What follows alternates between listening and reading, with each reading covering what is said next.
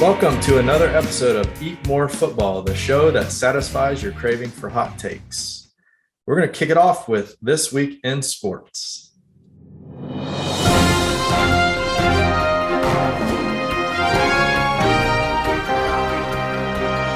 right, This Week in Sports, the top headline at the beginning of the week, Herm Edwards. What happened? Herm Edwards, he got fired from Arizona State. And not only that, but his coaches, out of all people, were leaking information to his opponents to try and get him fired. That's pretty bad. Like that's kind of messed up, not gonna lie. But I mean, that's kind of a sad situation. He really didn't do that bad either. I can't remember his record, but it wasn't terrible. Like it was 26-20 or something like that. Yeah, 26-20, and he's only been there for like what, 3-4 seasons, something like that. Yeah. Which isn't awful. I mean, you got to give him some time. But, so yeah, what are your guys' thoughts on that? I mean, I already said mine. You know, it's pretty messed up. But I think they gave him, told him to kick rocks because of all the recruiting violations and stuff, basically. Oh, yeah. I forgot about that part. It was like 2020 season. It was like he was going around in recruiting, and they were like, hey, it's COVID. You probably shouldn't be doing this. And he was, I do remember whatever. that. Yeah, I do remember that. I forgot about that as well, and that makes sense. I mean, you're doing that kind of stuff, and you're not winning to the clip that they want you to win. I did see the video of him coming off the field after that game before he got fired, or maybe he got fired in the moment. The AD grabbed him. I don't know if it was the president as well, and they're like talking to him. Did they fire him right on the field after that loss? I think it was Eastern Michigan. And so that's tough. You know, 26-20 is not as bad as some guys that still have their job right now as well. Georgia Tech. Mention something about that here in 1 second, but you know, it's football. It's big business. You don't win to what they want you to win to, and you're gone. I'll never forget the day one that he took the job, though. They brought in one of those jerseys, a game jersey. And I don't know if you guys have seen that clip. And he goes, "What is that? What's that? A little kid's jersey? Is that a girl's jersey?" And they go, "No, coach, it's a game jersey. It's like tight. It's gonna stand." Jeez. Well, hey, it happens. Now we got, 2 coaching spots open, Nebraska and Arizona State. 2 premier. I mean, Nebraska is premier. Arizona State not as premier, but still premier. 1 premier. Yeah. But 2 premier college football programs now open. So we'll keep you guys updated on that. The point, though, of the coaches leaking information, that's just terrible, though. Oh, yeah. I don't care how bad the guy is. Like, that's just messed up. Yeah, that's pretty bad. So speaking of Georgia Tech, I don't know by the time this show airs if Georgia Tech will have an interim coach. I saw a report today that they are having a meeting on Monday with the AD and the head coach. So that could mean both are on the chopping block. Who knows? I would not be surprised if the AD is gone and the head coach are gone. So some hot recruiting intel from Coach C. All right. So that is all for This Week in Sports. Let us now move on. Craig will lead us off with the Week 4 recap. Craig, what you got? All right, Week 4. Like every single week seems to be in college football, some craziness ensued. All right, our top 4 teams. Georgia, big win against Kent State. The Gold Flashes, I think, is their mascot. Yeah, they were favored by 45 and only won 39-22. Not a good look for Georgia, but I guess we'll give them a pass on 1 week.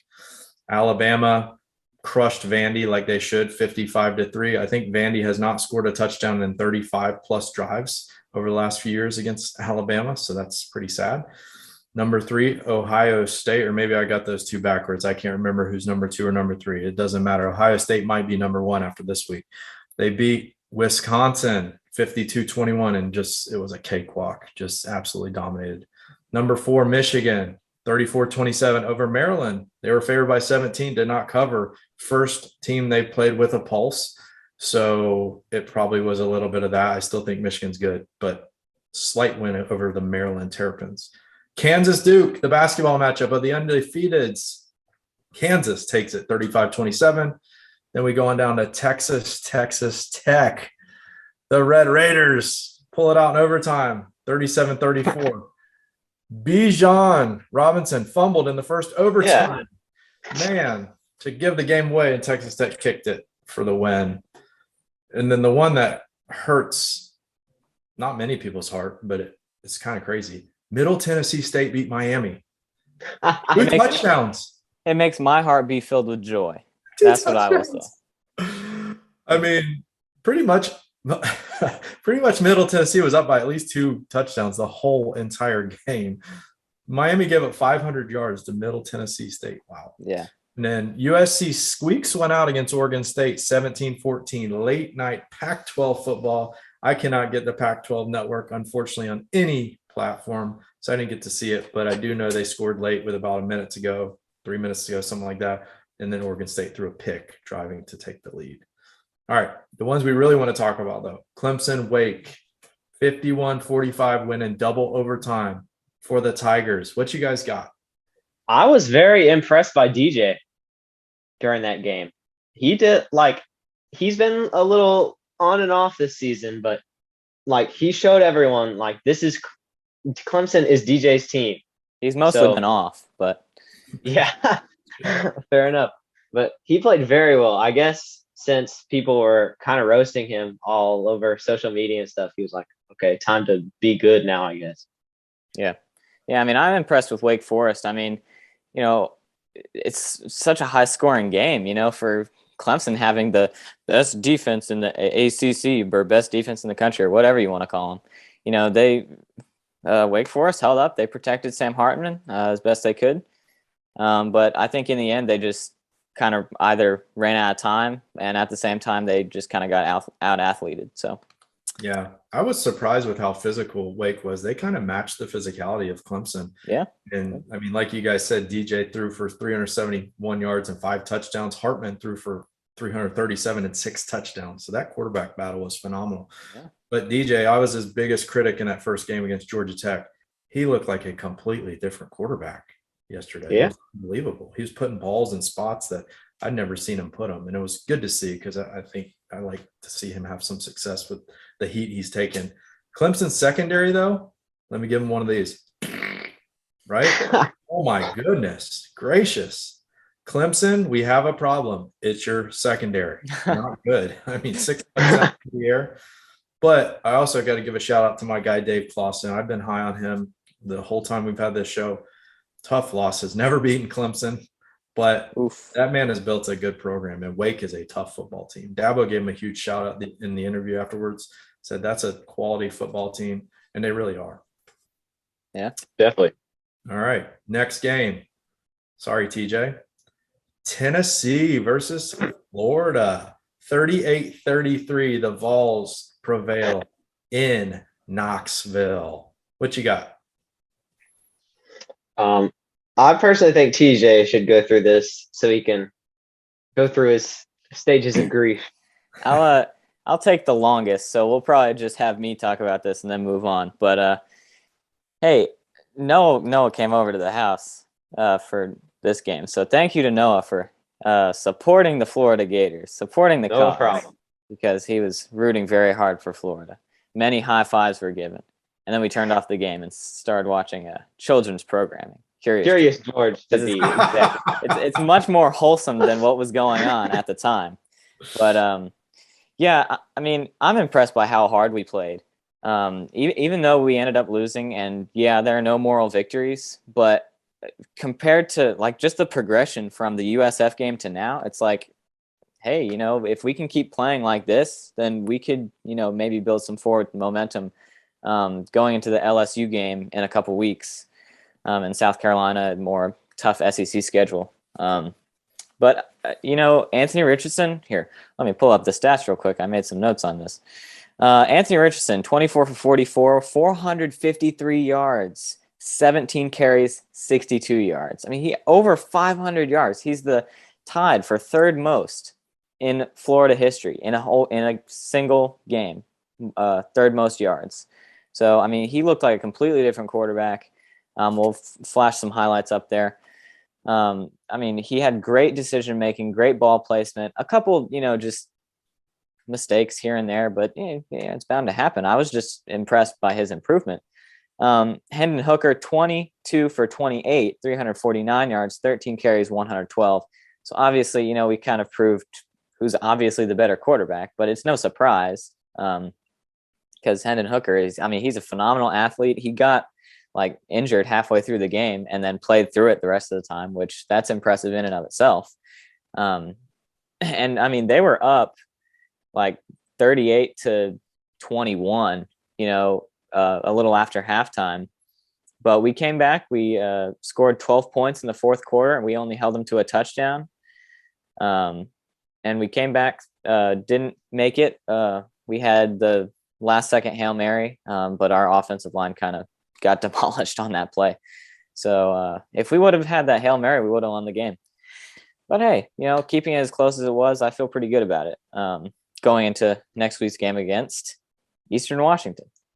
So yeah, maybe I can head down there for that. I'm not sure how much time I'll have, but so yeah, I mean, every press conference, after every single game, I'm always instilled with more hope because Billy Napier is such a phenomenal head coach. I mean, there was this video of him like walking the players off the field, and all the players were walking by him, and he patted them on the head and said a word to each one of them after they walked off the field. I mean, that's a leader, to be able to do that with every single one of your players after they come off the field, especially after a loss. And all the stuff he had to say in the press conference, it's like, no one likes to lose, obviously, especially not the team that we have. But the most important thing is that we actually, had a chance and we stuck with it. And hopefully we can carry that momentum. And Anthony Richardson said the same type of stuff, and I think Billy Napier's building that good culture. I still say give it a couple years, couple recruiting cycles. I think we're going to be really well set up to possibly compete for the SEC East. But I'm glad that the Tennessee-Florida rivalry is back, at least for a year, even though we lost. But that's what happens when a rivalry is back. All right. Any additional quick thoughts on that? As soon as the game was over, I said that same thing. He's the right man for the job. That team just kept fighting, and had a chance to win a game that in the last 10 minutes or so, nobody thought Tennessee thought it was over. And then you're like, uh-oh, we better play. We covered the spread. Yeah. Couple of questionable decisions. Why go for 2 when it's 38-27? Yeah. I mean, some people say, well, you can give yourself an idea of if you need to go for it later in the game, and maybe it sets up a win if you score and then kick a field goal, you can win and not tie. It's like, I don't know. Yeah. And Billy Napier, he owned up to that in the press conference. He's like, I need to do better with calling those types of plays. But I think the main point he was trying to get was we need to get the ball out of Tennessee's hands as much as possible because of how potent their offense is. And we did a great job at that. I mean, we had more fourth down conversions than we did third down conversions in the game. So it's like, I think we successfully, for the most part, did what he was trying to set out to do. And then there was I'll go into this when we do TGIF. The refs were trash. I'll leave it at that for now.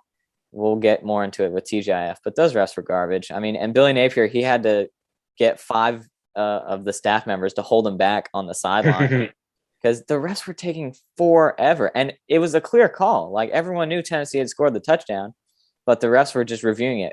I mean, no, it was at least for like 10, 15 minutes. Oh my gosh. And the Anthony Richardson one too. The dude literally was like this far across the goal line and they reviewed it for like 5 minutes. Like, what the heck? Yeah, it's like, make up your mind. It was a pretty abysmal refereeing showing. And Billy Napier in the press conference, he's like, yeah, I didn't. And he owned up to it too. Like, that's another thing. Like, he's like, I did not represent the university like I'd like to with that. And then he goes on to say, he's like, it was an outstanding job by the refs. And I'm like, okay, we all know he's just saying that, right? Like, just to, make up for the anger management stuff. But so anyways, Craig, let's keep moving on. Push through the Florida bias. Both offenses almost got 600 yards. Where was the defense? All right, Notre Dame, UNC. I think most of us picked UNC, and all Notre of us, Dame whammied UNC. Their defense is awful, and I'm kicking myself because I knew that, and Notre Dame took advantage of them. What can you do? Was that the last 300 one? yards rushing? No, that was not the last one. We've got Texas A&M, Arkansas. What a game. Did you guys see it? No, we didn't because we were watching the Alabama game at Noah's house, even though it was a blowout. Okay. You guys pulled it up on your phone. No, you guys weren't even excited about the game because it's a blowout. It's fun to see how bad you can beat a team. But you weren't even cheering. You were just watching the game. You were watching the game on your couch. I say, what the heck, man? I was jumping up and down in the Tennessee game. My phone fell out of my pocket. Because Tennessee's good. Vanderbilt is Vanderbilt. Well, I'll be jumping around in the Eastern Washington game too. Well, anyway, you guys missed a good game because 23-21 Texas A&M. There were two plays to me in this game. So the quarterback for Arkansas, he's going over top to make it 21-7. Ball gets popped out. A&M recovers in the air, runs it back to like the 20. The guy gets held up by an Arkansas player. There's another defender that comes behind him. He hands the ball backwards to the guy, and he goes like 80 yards for a touchdown. Yes, I saw that one, yeah. And then the last play of the game, the field goal, doink. Did you guys see that? I did not. I saw what the final score was, and I was like, what the heck? And I saw some like little shrimp walking off the field for Arkansas, looking like really depressed. Yeah. And I was like, yeah, that's probably the kicker. It was like a 40-yarder. He kicked it. It started tailing right. And I kid you not, it literally hit the very top of the upright, went boink, straight up. It fell straight down in front of the – I've never seen that in all my years of watching college football. So tough one for a boss hog and the Razorbacks. Kansas State OU. Down goes number 6 at home. Venables. Okay. Gave up. All right, here's a stat. Kansas State had more than 400 yards in a game this year. Oklahoma had not given up more than 400 yards in a game this year. Guess what the Wildcats put on them? 500. 41-34. They dominated. Adrian Martinez. Yes, sir. Yes, sir. Last time I saw him, he was at Nebraska, and I haven't watched him since. But hey, he had a great game. I saw the stats. He had a great game. He did. He did. All right, last one, unless you guys have comments on anything else. Nah, all right. We'll keep Stephen F. Austin, 98. Warner, 0. I'll leave it at that. Yeah, okay. Yeah. Anyways. Yeah, that's bad ball, man. That's so rough. That's so rough. It'll go down in some history book, I guess. All right. Let us quickly go on to winner chicken dinner. Let me flash the graphic up there real quick.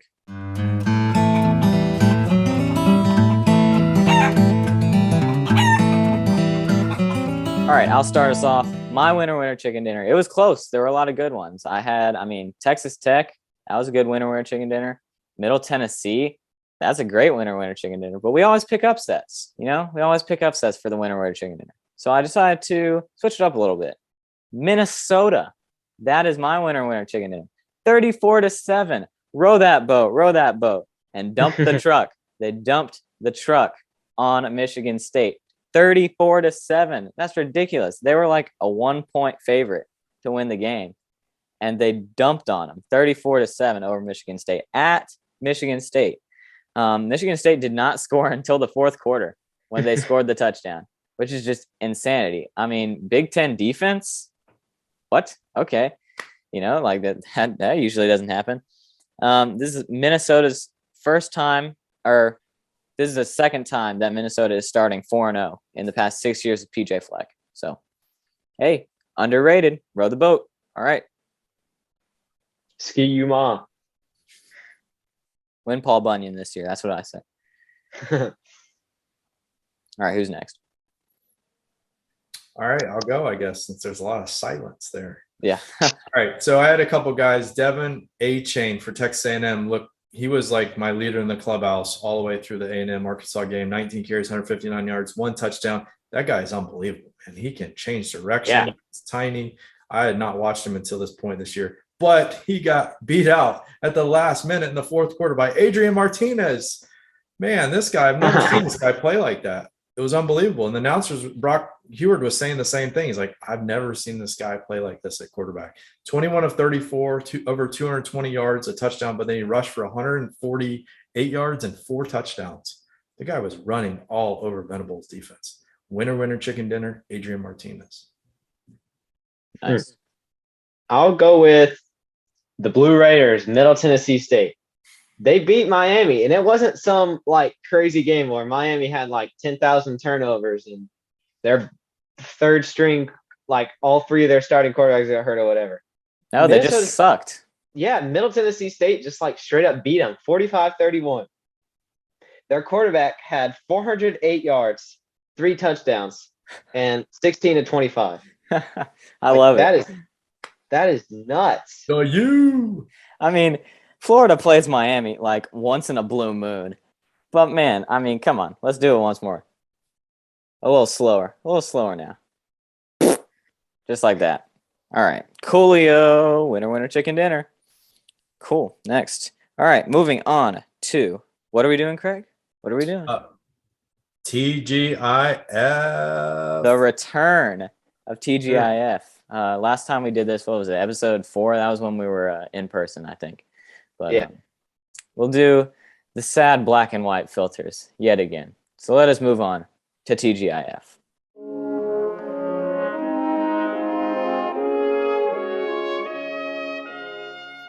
All right, my TGIF. Reffing. Why do you guys suck? You guys suck now. Like, it's not like it's just one person. It's everyone. Like, I don't know any good refs. It's really bad. I mean, maybe a couple, but I mean, the Florida-Tennessee, that was just abysmal. I mean, there were so many missed calls. Anthony Richardson got he got drugged down after the play. His helmet came off. They didn't call anything. Hendon Hooker gave an elbow to one of our players. They didn't call anything. I mean, we almost started a fight on the field. They didn't throw any flags. They took 20 years to review 2 plays where, one, Anthony Richardson was like 2 feet over the goal line to get it in for the touchdown. Let's review that, they said. No. Literally, from the overhead camera, everyone saw he was like this far into the touchdown. I mean, come on, man. And they did the same thing for Tennessee. Another 10, 15-minute review. It's just ridiculous. And this is why Billy Napier got so angry. It's just unacceptable. Unacceptable reffing. So that's my rant on reffing. Just be better, you know? And they get paid so much money. Just be better. Hey, be the change. I think you should be a ref. Be the change you wish to see in the world. Well, I could have seen that Anthony Richardson touchdown better than they did. Like, come on, man. Seriously. All right, let's have Noah go next. Noah, what's your TGIF? Missouri, how do you lose? Oh my goodness, it's a chip shot field goal. 20-yarder. Doink! Wide left. Okay, I guess we'll just win in overtime. How about I run over the end zone and drop the ball out of nowhere? This is why you're playing at Missouri and not Alabama. What are you doing, Missouri? You're making me annoyed because Auburn is actually winning. Oh, that it? That's just my TGI. That was bad. And it all comes back to Auburn. Yeah. Oh. All right. My TGIF is going to be a little not on the field, kind of like some of y'all did last time we did this, but I'm one of the world's best channel flippers. Yes, I'm better than you, TJ, because I've heard that you always miss the important place. I flip all the channels. Well, I have a typically self-proclaimed best in the world, have a knack for getting flip, and getting right when that big play is about to happen. That's been my tradition over the past however many years. But you know what? This year, I've been striking out.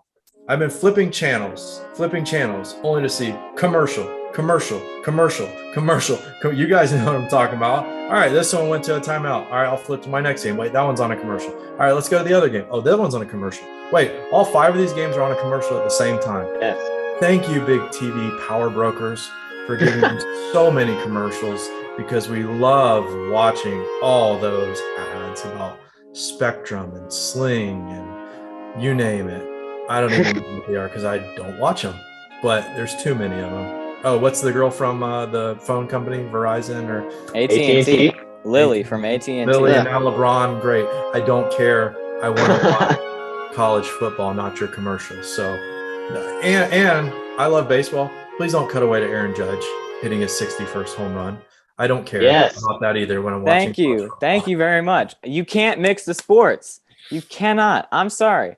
I can't watch 2 sports at the same time. Like, I'm going to dedicate one day. We're going to watch some basketball here.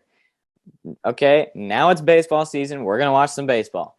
Football season, I'm all in for football. You got to split the difference. That's like having football in the spring. Sorry, spring league. It doesn't belong here. And you guys stink as players. That's why you didn't make it in the NFL. Sorry, not sorry.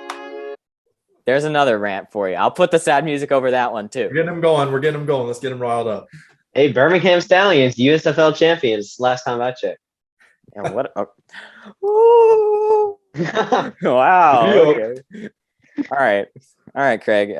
It is now time to introduce the special guest picker for this week. So, Craig, take us off with that.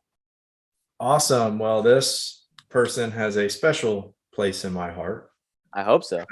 Yes, because she has my heart, and she is my wife, Maribeth Candeto, and she's a former Alabama Crimsonette. She can twirl that baton all over the place. All right, and she's got some great insight from being a Crimsonette inside the $1 Million Band, being at Alabama, maybe when they weren't the Alabama of today, and seeing several coaching changes and kind of how Coach Saban came in and got that ship righted. So we're looking forward to hearing from her next. All right. I want to give a special shout out, end of the video shout out to Shane Luthi, who gave us these special stickers. Oh my goodness. These are just pristine condition. Look at that. And you can, well, I'm not going to take it off because I'm not going to waste it. But look, you can take them off. Look, I put it right on the lamp right here. Look at that. It's amazing. These are not for sale yet. Maybe we're trying to get some merch. So stay tuned for that. You know, if any of you want to buy shirts and give us money, even though we'll split the profit 3 ways and donate the rest to charity or something. I don't know. It probably won't even be enough money to do that. So, hey, we have fun making this show. So thank you so much to Shane Luthi for making these stickers. Shout out to him. Flippin' Rejects. He's always in the comment section. So check him out. He's down in the comments. So thank you so much to him for supporting the show. All right. And now we will cut to the end of the video. I'm not sure where we're going to put this. So we'll cut to the end of the video. Yep. All right. Thank you to my lovely wife, Maribeth, for coming on the show today. I'm excited to hear some of the answers that you have to some questions that are going to get thrown at you today. Bring them on. All right. So first question. So you went to Alabama, was it 2004 to 2008? 2003 to 2007. But you're close. Close enough, yeah. All right. What was it like? Like, what was the football team like before Nick Saban got there? Like all the Mikes, like Mike DuBose and Mike Shula, all of them. Well, let's just say my senior year of high school, I was trying out for Crimsonette. So at the end of your senior year of high school would be when you would try out for the next fall, your freshman year at Alabama. And Mike DuBose actually got fired the day of Crimsonette tryouts. So that would have been the last weekend in April, first weekend in May. So there was news coverage all over the campus. And I'm pretty sure that was right. Mike DuBose, right? Wasn't he the one that got hired and then he got fired all at the same time? He never coached a game at Alabama. I think that might have been Mike Price. Mike Price. Okay, I'm thinking about Mike Price. TJ, you're gonna have to edit that. Yeah, we'll keep it on. And hey, anything goes on Eat More Football. Anything goes. Well, I knew he was a Mike, and he never coached a game at Alabama. So yeah. So going into my do what, Craig? I think it was Mike Price. He's the one that went. Yeah, it was Mike Price. Yeah. So he never coached a game. So I obviously thought as a freshman I was going to have Mike Price as my head coach. Ended up in a very short amount of time, they hired Mike Shula. Everybody was excited. Obviously, his dad, him, the history with Alabama and just the NFL and all of that. So we're very excited for that. 5 years later, twirled 5 years at Alabama. We never won against Auburn. I can't believe those words even coming out of my mouth. So when people say Alabama's always been great, I twirled 5 years at Alabama and we never won a game against Auburn. So there were some really close games. We were on probation my freshman year, so we couldn't go to a bowl game. A lot of people blame Tennessee for that, recruiting violations and such. So Yeah, that was kind of my experience as far as going into it. Now, as time progressed, I actually worked on campus for the Human Environmental Sciences College and managed a computer lab. So I saw a lot of the football players come in and out of there, and it was a major transformation from the from the one coach to Saban. Oh my gosh, she's leaving my brain right now. Well, Anyway, do what? Sheila. Yes, sorry, Sheila. Yeah. Mom brain. So Sheila, yeah. You had coaches that would come to the computer lab. They would be standing outside of our classes when we get out of class. And they are basically monitoring if they're going to class. And that was a huge shift. They were a lot nicer, the football players, whenever Saban came on board, definitely a lot more disciplined. So, and I got to meet Mike Shula several times, and I got to meet Coach Saban because as Crimsonettes, we basically volunteered for Gene Stallings' golf tournament every year. And not only did we get to meet Gene Stallings every year, we got to meet the head coach and have our picture made with him. And while Mike Shula was very friendly and kind of soft-spoken and quiet, Saban was very down to business. Their personalities are totally opposite, obviously. But we actually lost my senior year, my 5th year at Alabama. So I trolled 5 years, and I went to school 4.5. So I graduated in December of 2007. We actually lost to Louisiana Monroe. And a fact about that is Coach Candeto played for Charlie Weatherby, and he got to watch that game. So he played for Charlie Weatherby at Navy, and Charlie was the head coach for Louisiana Monroe, and they beat us on my senior homecoming, and that was under Saban. So it was a big transition year, but it was so much fun to watch that transition. And then the next year, Alabama went to the SEC championship. So people forget that we were not that good for a while there. So Yeah. does that mean that Craig could have beaten Alabama if he had been coached at Louisiana Monroe, if he went there? Yeah. Possibly. The what ifs. The what ifs that could have happened. Yeah. Maybe not. Yeah. Who knows? You never know. Yeah, so that was my experience, Noah, to answer your question. That was a long-winded experience, but that was my experience with the difference between Sheila and Saban. All right, and last question. What was it like, what is your favorite game you've ever been to? Like at Bryant-Denny Stadium? Oh, gosh. I mean, at 5 years, you realize I trolled 5 years, and we went to a lot of away games back then, and we went to bowl games. I mean, there's nothing like a Saturday night in Bryant-Denny Stadium in Tuscaloosa, Alabama. I can tell you that. And from my perspective, being on the field during pregame, when your adrenaline's going, you're marching down the field, and TA Alabama, the crowd is going nuts. The players about to run out of the tunnel. There's just like thinking about it right now. Yeah, there's just nothing.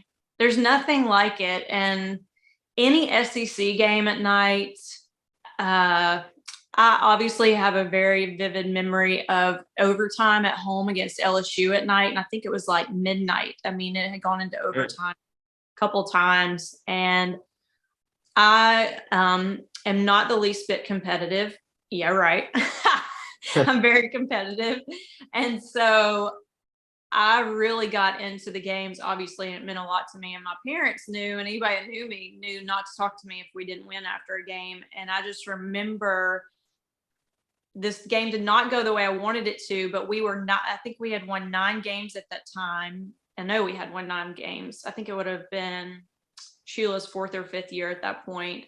I don't remember the dates, but I just remember we were winning in overtime, and LSU, this is before all the rules have changed, they scored a touchdown, and I just remember dropping down to my knees in the stands, and I was devastated, and I got out of the stadium and I may have shed some tears. And I didn't have a voice for a couple of days. I mean, yeah, from a very young age, I was put in front of the TV and told to cheer for Alabama. And so I have a history with Alabama football, obviously, but I can't think of one specific game. I have a lot of different. I can remember when Tyrone Prothro hurt his ankle, like more than hurt his ankle, like totally destroyed his leg and ankle.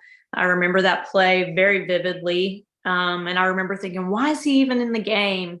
He shouldn't have even been in the game, coach. So I have certain memories of things, but you got to remember, as a Crimsonette, you're in the stands and the band is playing, and we have a routine to every, song. So we're not just sitting there watching the game, we're performing too. So we're on camera, we're doing our job as well to cheer on the team. So it's not like you're getting to necessarily soak in every single play or every single game, because you're on a business trip as well, as Saban would say. And I just got to twirl in so many amazing games. I can't just think of one. Yeah, I get that. All right. Well, thanks for joining us, and thanks for answering a few of the questions. Yeah. I have to interject this. When we first got married, I'll never forget, there was I don't even remember what game it was, but I came home and everything was cleared out in front of the TV. No furniture, no footstools, anything. And she's like on the ground, like in front of the TV with that shaker, just shaking it and yelling. Now, Alabama was playing Texas. Okay. I believe that was in 2009. And I actually worked for the radio station then, and they had me on to talk about that game. And I had moved all the furniture, and I was full force ready to cheer for Bama. And then life changed after that. It's really been interesting. Yeah, there you go. Life changed after that. Craig becoming a college football coach. Obviously I wanted to watch Bama games, but my heart was wherever we were. People have asked me about that before. So I thought I'd throw it out there. It's been interesting transitioning out of college football to actually being able to watch the games, because normally on a Saturday for the last 11 years, I was cheering for a different team, and I really didn't, I would check ESPN obviously and see what was going on, but I didn't really have time to pay attention to what was going on with Alabama football like I do now. In that 2009, that was 2009 is what you said, Noah? Yeah. Yes. It was the Colt McCoy game, right? Yep. Mm-hmm.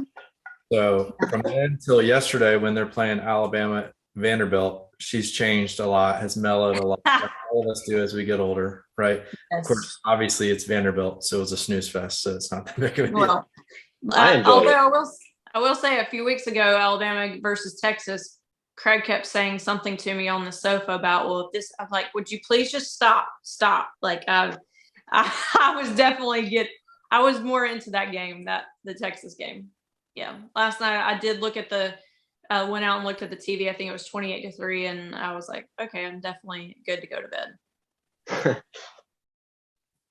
It's an Alabama thing, I guess. I was at Noah's house yesterday. Okay. I spent the night at Noah's house yesterday. Now, this was after the Florida-Tennessee loss, which we've already gotten into that, but I mean, come on, you guys, it's so hard to watch you guys watch football. It's not even fun. I mean, I was looking at the TV. There was no one in the stands by the second quarter. I mean, everyone had left already. It's just over. The tailgate. Spoiled. Now, wait a minute, TJ. Hold up. Pump those brakes. Not spoiled. You got to remember. You were too. You were little, so you were not going to remember. But I definitely went through the era of not so great Alabama football. Yeah. Mm-hmm. Yeah. Yep. Well, you didn't. You have nothing to say. What do you mean? Yep. I've heard the history. I've heard about it. I've heard my grandpa talk about those games. Yes, I actually have. Okay. Whatever. All right. Let us transition to week 4. Maribeth, you are our second guest picker. I do want to go back and recap last week's guest picker with Lonnie.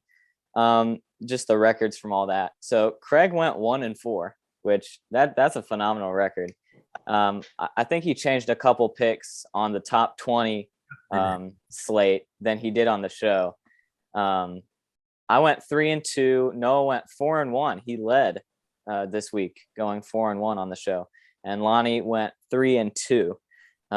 So Lonnie and I tied for this week, but so we'll keep updated with all the guest picker scores and everything over the course of the season, and we'll crown a winner at the end of the season. So Maribeth, you are a second guest picker for this year.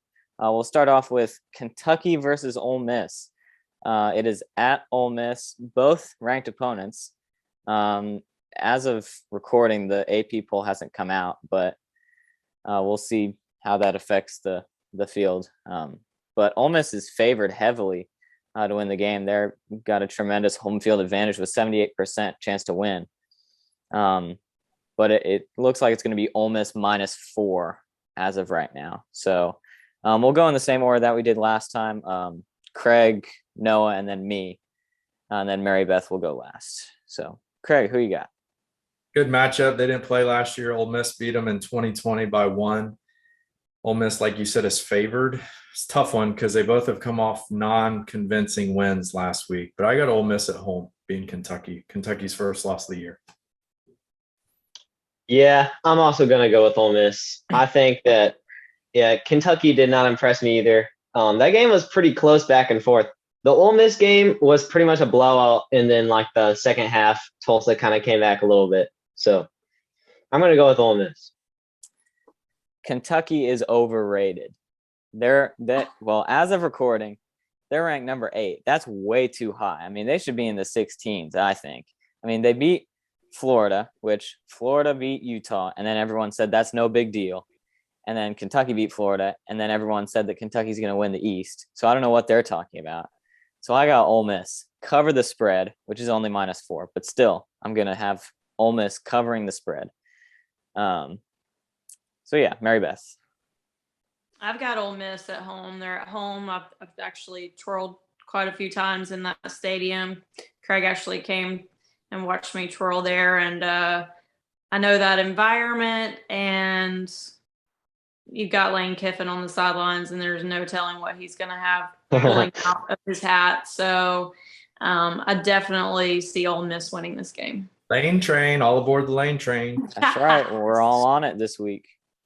All right. Next, Alabama versus Arkansas. It is in Arkansas. Another ranked SEC matchup. Alabama is way too heavily favored. My goodness. A 93% chance to win. Jeez, that's pretty rough. The line is Alabama -14.5. We'll see how that goes. Jeez, that's kind of rough. All right, Craig, who you got? Yeah, again, I looked back at last year, and it was a good game in Fayetteville. I think Bama beat them by 7. But I also know that I said I would not pick against Sam Pittman on this show, the Boss Hog, again. However, he let me down this past week against A&M. So if I want to sleep in the house and not on the street, I'm going Roll Tide, roll. Mm-hmm. No surprise here. I'm going to pick Alabama. Wow. The Boss Hog gets his second SEC loss of the year. Yeah, I got Alabama too. I think, once again, it'll be close. I'll probably have them maybe meeting the spread, maybe going slightly under. But yeah, I got Alabama. No, sir. No, sir, this week. Yeah. Well, you know where my loyalties stand. Definitely going with Bama on this pick. I definitely know it'll be a crazy environment there at Arkansas, but that's nothing new to Bama. A big environment. They're used to it. So I've got Bama winning this game. This reminds me actually of a time when Maribeth was twirling. Darren McFadden came into Bryant-Denny Stadium in 2000, whatever. It was a phenomenal game. I can't remember the score. I think Arkansas actually beat Alabama that year because that was your senior year. But Darren McFadden, they ran all over Alabama that night. Not going to happen this week, though. No, definitely not. Next, Oklahoma State versus Baylor, premier Big 12 matchup. 3:30 kick. at Baylor. Baylor has a 65% chance to win. The spread is Baylor -1. Close game. Who you got? I got the man who's 40. He's actually 55 now, and it's all, as always, teach me how to Gundy. All right. Oklahoma State is one of my sleepers this year. I got him at number 4 in the playoff. Okay. That's my number 4 in the playoff. So go Pokes. Yeah, this game's kind of a toss-up for me. I mean, it's at Baylor, and Baylor's 1-point favorite. So I'm going to go with the human Goomba, Dave Aranda, and pick Baylor. The human Goomba. Nice. I love Dave Aranda. He was one of our coaching candidates for the Florida job when that was open. But I can't argue with the Gundy Meister. He's gonna win. Pull out the win. The comments he made he was talking about like all the playoff expansion stuff. I know Josh Pate touched on it this past show, but he's on a roll. The comments they're just rolling out. I love it. He's toned down a little bit from I'm a man, I'm 40, but hey, he's still rolling. So teach me how to Gundy. I have Oklahoma State for sure. I love Mike Gundy. He's been there a long time, and I've always loved watching Oklahoma State, probably because of Teach Me How to Gundy. But I have them winning this game. Cool. We're all Before we go to the next pick, I just have to point out one of Mike Gundy's kids is literally named Gunner Gundy. I think I will leave that right there. Yeah, all right, next one. Gunner Gundy. Wake Forest versus FSU. Both teams, well, FSU starting off the season 4-0. Wake Forest 3-1 after the loss to Clemson. 3:30 kick. That stadium is going to be rocking. Doak Campbell is going to be electric. Florida State, 73% chance to win. Amazing. A field goal favorite are the Noles in this one. So who you got? Oh, Seminoles. Hey, physical game last week for Wake. Tough overtime loss at Clemson. Going to be hard to bounce back, go down to Tallahassee, and play another complete game. I think they play well because I believe in Wake Forest, but I think Florida State's on a roll. Go Noles. I'm going to go with Wake Forest in this game. Wake Forest really impressed me. Sam Hartman especially impressed me last week against Clemson, who has one of the best defensive lines in college football. So that was really impressive. Florida State 4-0, but I don't know. They've been so many close games against so many just like average teams. So I'm going to go with the Demon Deacons. You should probably skip me. I mean, you know what I'm going to pick again. Wake Forest.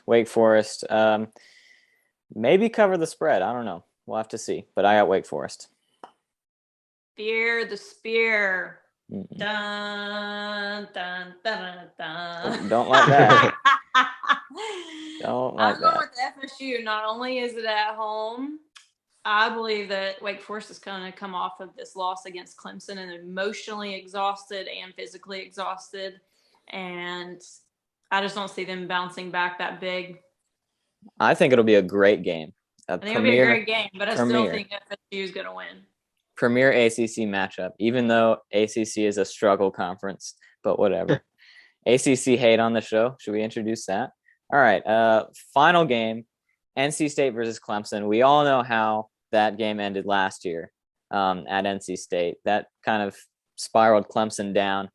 Not as down as they said. They were kind of drama queens about it in retrospect. But both teams starting out 4-0. It's at Clemson. Clemson has an 83% chance to win, and Clemson is favored -8. So who you got? I spoke about DJ earlier on the show and what a great week he had. I think he has another one. I think he's playing well. NC State's a good football team. I doubted them against Texas Tech a couple weeks ago and picked Texas Tech to beat them. I think NC State has a chance to be the real deal, but I don't see them going into Death Valley and beating Clemson on their home turf this year. Yeah, I have Clemson too. Game day's going to this game so that crowd is going to be rocking. It's 7:30, so 8-point spread. I think Clemson will win, and I think Clemson will cover. Yeah, I got Clemson. I got Clemson. It's at home. I also think NC State will bring a great crowd. It's close to home for them. But I still think Clemson at home at night. Yeah. Yeah, That is nice. loud. Yeah, we got some good matchup this week. Coming off of last week's like a million upset or almost upset games. I mean, it's like a 2007. Now last year was like 2007. That was a little too insane for me. But so yeah, great picks. Nice guys. So thank you to Maribeth, who is our newest top 20 member after coming off a stint where she was not in the top 20. We won't talk about that stint, but whatever. So I got kicked out. Let's just be honest. I stopped making my picks or didn't turn them in on time. So that's a warning to all the top 20 members. You have been warned. So thank you to Maribeth for joining the show, being a part of this. And now we will move on to Tales from the Top 20. Thanks for having me.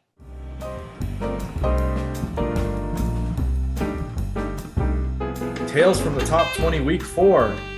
Our top people this week. TJ, you're just getting beat up, man. is number 1 overall. Your dad had the best record. Wait, who's number 1 overall? Who's number 1? Your mom. Oh, still? What the heck? Yeah. Right. So your dad had 16-4 record this week, along with CB. So congratulations to those two. They had our best record. Then we had a few people at 15-5. Tammy, Russell, John, Delane, Craig, Noah, Matt, TJ. Great job. And then Tammy still holds an overall total wins by 1 over the rest of the field. She had a chance to go 3 games up, but then the Arkansas field goal went doink and fell down. So she ended up only 1 for the season. She's leading by 1. All right, I've got a new little segment on this. A Bulls market. Okay, a Bulls market right now. Carrie Beth, 4 spots up from the previous week. David, Craig, Matt, TJ, and Dan, 3 spots up from last week. All right. Larry and Ted, 2 spots up from last week. So they're moving up the rankings. All right. And shout out to Ted because he's moved 8 ranks up in the last 2 weeks. All right. A bear market. All right. Justin and Darren, 4 spots down. All right. Sorry, guys. Steven, Jake, Lindsay, 3 spots down this week in their rankings. All right. Now, who should work for Vegas? Carrie Beth. She picked 1 upset and she got it correct. So she's 100% on her upsets this week. Shaken, not stirred category. Dean, Lucy, and I believe it was John Cha in that category as well. Let me check his notes. Correct. 8 upsets they picked. They picked 8. Now, see, John Cha. We had some John Cha hate at the beginning of the season because we called him out for not sending in his picks ever. You want to go on a TGIF about people not sending in their picks? So far this year, everything's perfect. Everyone's good. So John Cha gets a pass for this week. But come on, John Cha. What are you doing? Picking all the upsets? 8 upsets, man. Come on, John Cha. The last thing for the top 20. Picks of the week. All right. So my Navy midshipmen, 16.5-point underdogs at East Carolina. But you know what? That didn't bother Dean, Larry, the editor, Lucy, Darren, and John Cha for going with the midshipmen. Big win for Navy in double overtime, I believe it was. Good pick. And then we also had Texas Tech, 7-point dog against Texas. 2 people picked it. Jeff and Steve. Must be something in that family. They must have insider information, those 2. And they didn't let Lindsay know about it because they went with Texas Tech and got the W. Nobody else did. So that's Tales from the Top 20. All right. Nice. Good episode, guys. So we will see you guys in the next episode. Thank you so much to Maribeth, Craig's wife, for joining us, being the guest picker. We'll tally those up. We'll record them, and at the end of the season, we'll pick a guest picker winner. So, yes. Thank you. We got one more. Sorry to interrupt, TJ. Make sure we've got a couple questions that have stockpiled a little bit in the What's Cooking segment. So hopefully next week we'll be able to answer some of those questions for you. Yeah, nice. And Craig will wear the daddy shirt in the ender every single time. But yeah, thanks for joining us, and we will see you in next week's episode of Eat More Football. God bless. Don't forget to follow us on Instagram and Twitter at Eat More Football, and then send us any of your questions regarding the show or college football or any sport in general, and we'll answer it in our What's Cooking section at eatmorefb@gmail.com. That's Instagram and Twitter at Eat More Football, and then our email is eatmorefb@gmail.com. See you next time.